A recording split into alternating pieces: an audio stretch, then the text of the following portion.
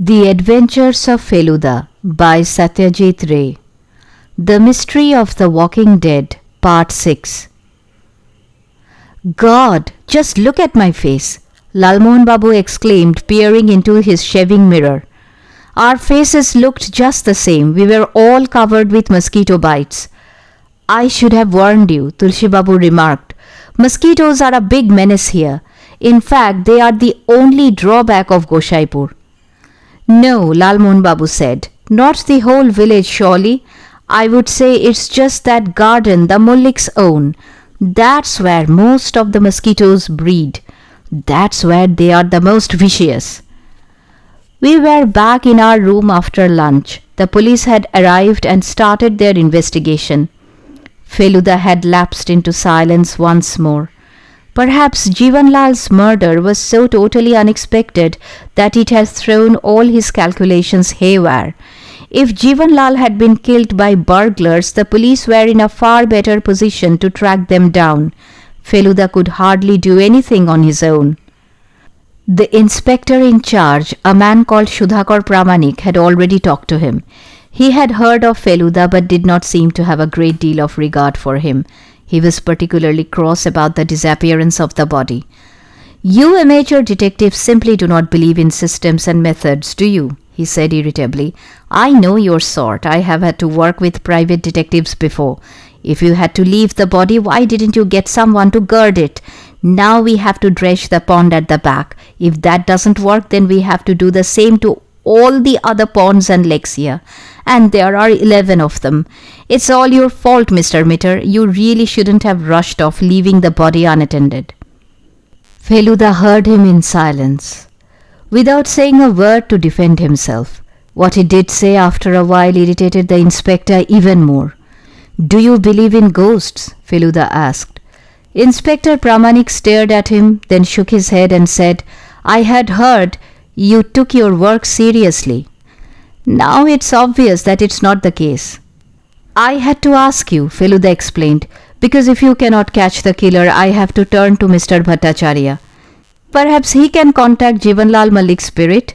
Surely the spirit of the dead man will be able to reveal the truth. Do you admit defeat, Mr. Mitra? Are you giving up? No, I cannot continue with my investigation. Yes, I admit that. But if Mr. Bhattacharya helps me, I can bring the culprit to justice. Of that I am certain.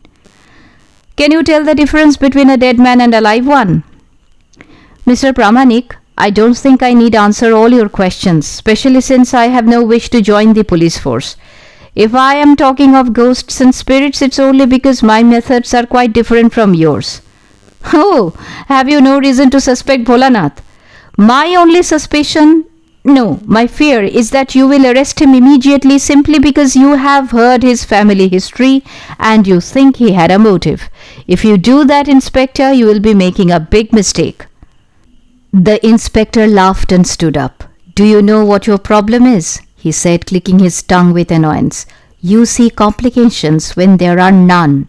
This is a very simple case. Just think for a moment. Isn't it obvious whoever opened that chest knew where the key was kept? Had it been an ordinary burglar, surely he would have broken it open. Bholanath took the money and was running away with it when Jivanlal caught up with him. Bholanath might not have planned to kill him but was obliged to. Then he went off to call you, so that suspicion did not fall on him.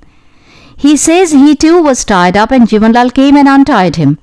But can he prove it? How do you know he is not lying through his teeth? Very well, but where did all that money go? What did Bholanath Babu do with it? We have to look for it, Mr. Mitra. Once we find the body, we'll arrest Bholanath. He'll talk. Oh yes, he'll tell us everything, never fear. I did not like to think of Bholanath Babu as the culprit, but what the inspector said made sense to me. What I could not understand was why Feluda was brushing it off. Just as the inspector began climbing down the stairs, he called after him. Jivanlal's spirit will talk tonight in Mr. Bhattacharya's house. You may learn a thing or two if you come. Topshe Babu was the only one who appeared more concerned with the reception the next day than with Jivanlal's spirit. If the killer was not caught by then, the reception would have to be cancelled. Naturally, no one would be in the right mood for songs and speeches. Lalmohan Babu had accepted this and was heard saying, "I don't mind at all. After all, I sell murder mysteries, don't I? Here I've got a real murder and a real mystery. If I can't have a reception, who cares?" He said this but couldn't get the idea of a reception out of his mind.